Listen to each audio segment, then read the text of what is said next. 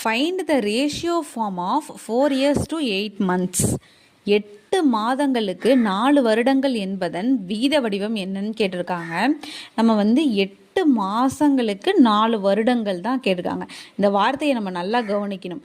8 மாதத்துக்கு 4 வருஷம், ஒரு வருஷத்துக்கு 12 மாதம். அப்போது நம்ம ரேஷியோ அண்ட் ப்ரொபோர்ஷனில் நமக்கு ஒரே அளவை தான் எழுதிக்கணும். அப்போது வருஷங்கிறத மாதமாக மாற்றிக்கலாம். 4 வருஷங்கிறது 48 மாதம்.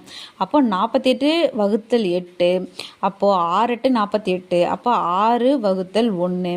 இதுக்கான கரெக்ட் ஆன்சர் என்னென்னா 6:1. இந்த இடத்துல கேள்வியில் 8 மாதங்களுக்கு 4 வருடம், 8 கீழே இருக்கணும்.